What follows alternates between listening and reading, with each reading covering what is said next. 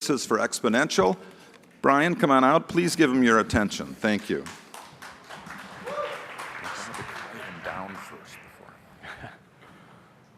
Hi, everyone.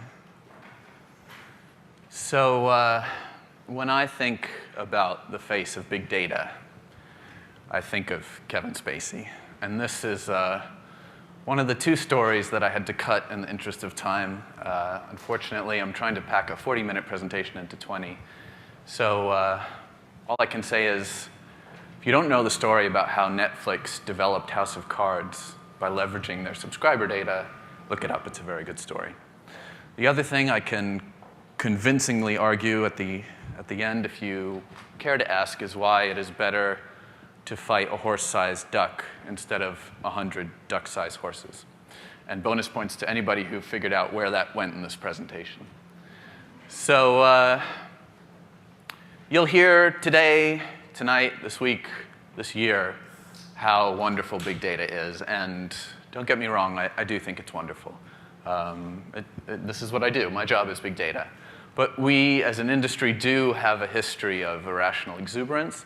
And so I do think some caution is in order. And I'm here today to try and convince you to just think things through a little bit before you start acting on big data. All the excitement about big data actually reminds me of a different era entirely. It reminds me of what cocaine was like in the early 80s. Reason being, everyone seems to have it. Everyone wants more. There never seems to be enough. It makes you feel smart. It makes you feel sexy. And it makes you talk a lot. Now, in no way am I advocating or condoning the use of illegal drugs. All I'm saying is when it comes to big data, it can be very addictive. It can be used in the wrong way. Just take caution. So I think the basic question that we as marketers must always face when given a great, new, wonderful tool is, what are we going to do with it? And it reminds me of this quote from the British physician Thomas Huxley. And I won't read it because I don't know how to pronounce sublimity. But basically, what are we going to do with all these things? And at the time, he was talking about America. We were this great new nation. But the real question is, what are we going to do with it? And so my talk was initially titled, Size is Not Grandeur and Data Does Not Make a Guru.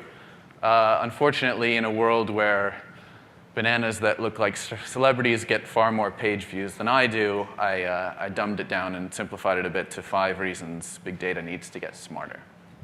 Now, let's talk about this simplification for a second. Let's hold on to this thought. Most people in this country are familiar with data through infographics.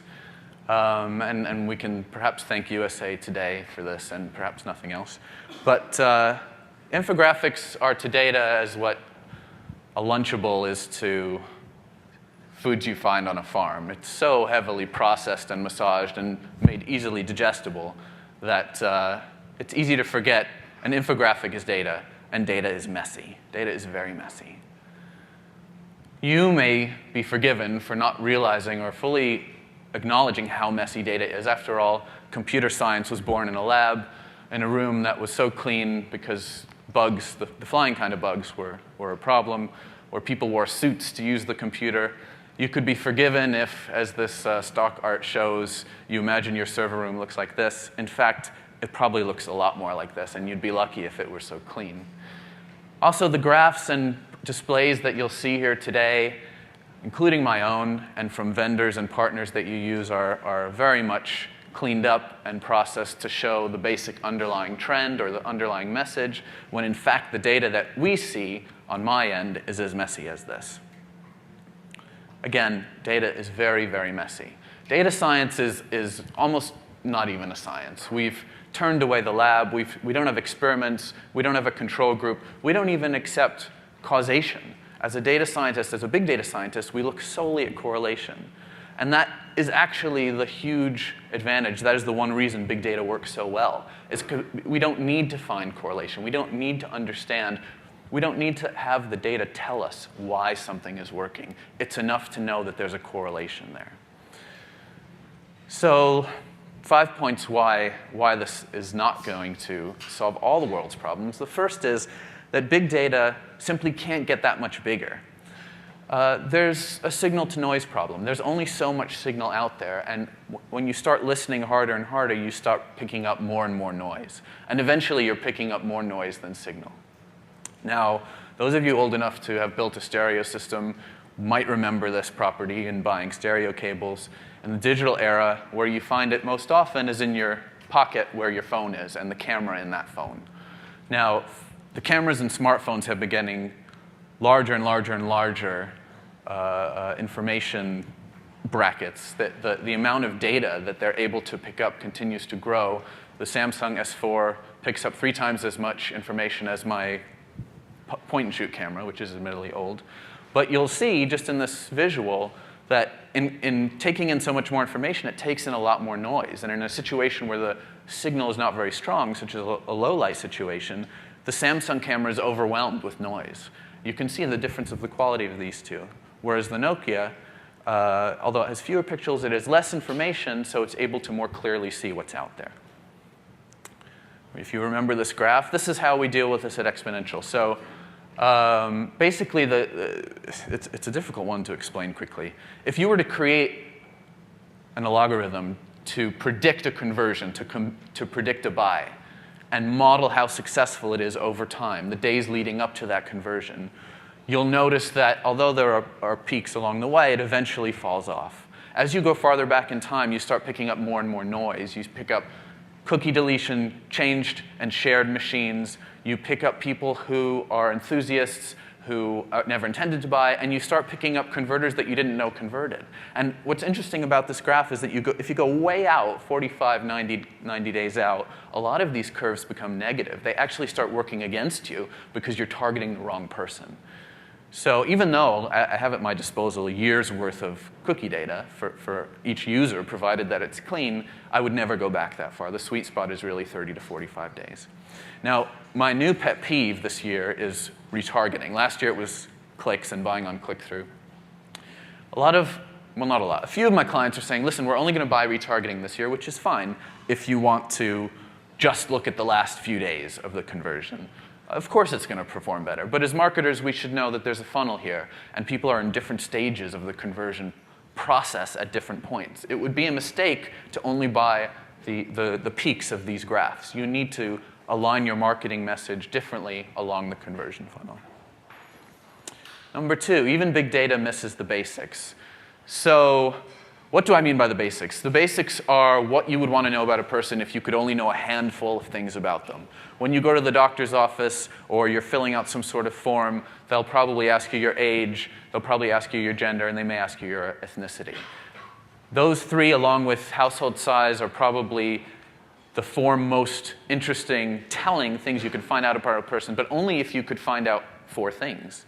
For something like gender, it makes for a great example because most people have only one gender, and yet when we look at gender data, we find that 14% of the cookies we have gender data for have both genders. In other words, our third-party data suppliers who are bringing offline data online are unable to identify gender in 14% of the data that they send us. What's worse is when we matched these 2 data suppliers against one another, we found a 32% error rate.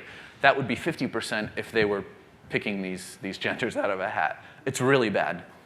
So this is sort of not a problem in my mind because you should not be using demographic data to target. The only vertical that it's acceptable and perhaps worthwhile is financial products. In every other case, who you are, what you're thinking about, what you're doing online, the concerns that you have, what you're looking into is far more important than how old you are, what ethnicity you are, what gender you are. And you can see this in this graph. Those little lines at the bottom, those are our third parties who are bringing in offline characteristics. That big, great blue line is the data that I prefer to use with. That's our contextual data, where we're noticing what people are interested in and what they're doing online. If I want to find a female or an Asian or a teenage person, I often say teenage boy, and Charlie would give me a ribbing, why are you looking for teenage boys? I'm going to look for specific characteristics that I know are associated with them rather than try and find the actual demographic data just because it is so messy. Third reason big data needs to get smaller is that big data measures itself. Anytime you're looking at a calculation or a metric, you're not only looking at the underlying signal that you're trying to discern, but you're looking at the bias in its measurement and in its calculation. Here's an example. Most of our offline data comes from offline tracking, and offline tracking is done through loyalty cards, through supermarkets and drugstores who are asking you for your loyalty card to get an item on sale, and they're tracking what you're buying and who you are and sending that data back to us. This works great if you are a suburban mom. We see literally millions of these women and what they're buying and what they're doing, but it doesn't work. It doesn't work for people in urban areas. It doesn't work for the very high end who are at Whole Foods or some sort of organic store. It doesn't work well for Asians, and it doesn't work well for Hispanics who tend, when they can, to shop at different types of stores, more independent chains or independent stores that aren't sharing this data. So the data itself is biased. We also have something called data rot. As I explained before, as the data gets older, it gets worse. There's more and more noise. But some of our signal is better than others. If you want to find the same person in the same place, you're going to look for the grandmother who uses her desktop every day and looks at the exact same websites. The people who don't use their phone to browse the web or change browsers or share their machine. You're not going to find a lot of families who have just one computer. You're going to find the obsessives who are, admittedly like me, opening 20 tabs whenever they want to find out something about a subject, so spraying their intent far and wide. Or the exhibitionists. These are not what you think, perhaps, but people who are interested in things that have a very unique fingerprint, like hunting and fishing. Very few people dabble in hunting and fishing. When I see yoga and exercise interests, I take it with a huge grain of salt, because a lot of people read about yoga and exercise and then flip to the next web page and don't go anywhere. Number 3, big data is a lemon market. Now, you may have your favorite Nobel economist, but mine happens to be George Akerlof, who is the only one that published a paper I can actually understand. He talked about information asymmetry and why, after 4 years of living in New York, I refused to sell my Saab. He offered me a very good cover for that. What George pointed out is, in a market where there's information asymmetry, where the sellers know more than the buyers, the price of the good will be lower than it should be. Everything is undervalued in a lemon market. And this is very much true with used cars, and this is the data that he used to prove this point. The best used cars are never sold because the sellers know they'll never get what it's worth. Everyone assumes some level of lying because a used car buyer can't really see what that car has been through. In a world where everyone's saying, trust me, you sort of have to assume some people are lying. And how does this affect Exponential? It affects us because it makes it very difficult to sell our data for what it's worth. It's difficult for me to fully explain to you how clean and wonderful it is. I think the only thing I can say is we use it ourselves and we know it performs the best. In very, very few cases do we sell the data because it's a lemon market out there, and we can't compete with vendors who are fudging the truth, because it's hard for us to get inside their black box, and it's hard for us to actually demonstrate that one data set's better than the other. Now, this was a very good example. We know that everyone should have just one gender, except for that, whatever, 0.018%, and yet we found such a huge error rate. I think this is the tip of the iceberg. Point number 5, big data can't tell you why things happen. Now, remember, at the very beginning, oh, sorry, I'm going to skip over this in the interest of time. Remember, at the very beginning, we abandoned causation. This was the big data hack. This is what makes big data work, is we look at vast amounts of data without a control group, without a lab, without an experiment. We're just looking for correlation, and that's why these things work so well. But it means that without causation, you can't get big data to do a lot of things. Now, you may have noticed, hopefully not, that I keep talking about Asians. Well, we just did a study for a CPG product that I know is very popular with Asians, and we saw Asians nowhere in our third-party data. What we did see is the things that I know are indicative of Asians, like travel to Asia, that's the most obvious one, and also musical instruments, because parents who are Asian buy more musical instruments than any other ethnicity. 2/3 of musical instruments bought for children are bought by Asian parents. Now, because we're not talking about causation, this doesn't work in any other direction. If you're selling musical instruments, you would be wasteful to target Asians because most Asians do not buy musical instruments. In fact, there's a causality here where parents who are interested in extending children's education past the classroom are buying musical instruments, and that's the cause, and that's really what you'd want to target as a seller of musical instruments. It also, I forgot the other point, that's embarrassing. So, the Asians, yeah. So, because we have that causation, I can say this, I see it in the data. I don't feel bad saying that Asians buy musical instruments because I see that correlation, but to take that as causation is bad. And the other thing that you want to do is be careful when you're taking big data to two of the other big trends that are happening right now, and that is programmatic market buying and attribution. Because remember, we've abandoned causality. That really screws up these two things. Now, programmatic markets, exchanges have the exact same problems that big data has. The data is noisy. In many cases, it's inaccurate. There's a lot of lemon data out there that's overpriced for what it is. And in many cases, you're acting in milliseconds on information that's faulty. In many cases, I think the winner of a market exchange is the person with the worst information. It's a loser's game. But even with all of that set aside, there's the causality issue. If the market was working as efficiently as it should be, you're going to be targeting the users who you would have had no matter what. You're targeting people at the lower end of the funnel who are so strongly exhibiting an interest in your product or service that they would have been bought already. If I was selling musical instruments, I would not only target parents who are interested in extending their education, children's education past the classroom, but new parents or grandparents. These are the people whom you might not necessarily get who are actually your ripest fruit. They may not be the lowest hanging fruit, but they are the ripest.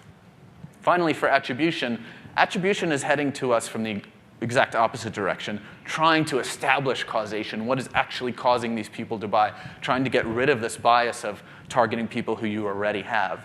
And at some point, attribution and big data will meet. I will make this prediction now and for the rest of my life. But it's going to take a long time, because the more complex your big data is, the more complex your attribution becomes. And as we know, only the simplest forms of attribution are actually reliable and workable. I'm going to leave you with an analogy. When electric light was first invented, one of the first things people tried to do was erect moon towers. These were huge towers with enormous lights at the top, which tried to illuminate the town. There's still some in Austin, by the way. Tried to illuminate the town instead of putting little lights where there was actually a need for light. And this was it was a very bad experiment. Anything in the way of the light would create a shadow beneath it. The angles that were created and the strange sensation of walking between light and darkness was very disorienting to people. And I think saddest, a lot of birds ended up dying because they couldn't sleep. Birds are apparently very, very sensitive sleepers. Of course, as we know, the best use of light in illuminating is what you see in front of the stage here: spotlights, different types of lights, even lasers, like very, very pinpointed light. So let's not make big data any bigger. Let's make it more focused. Let's make it more practical and applicable. Thanks very much.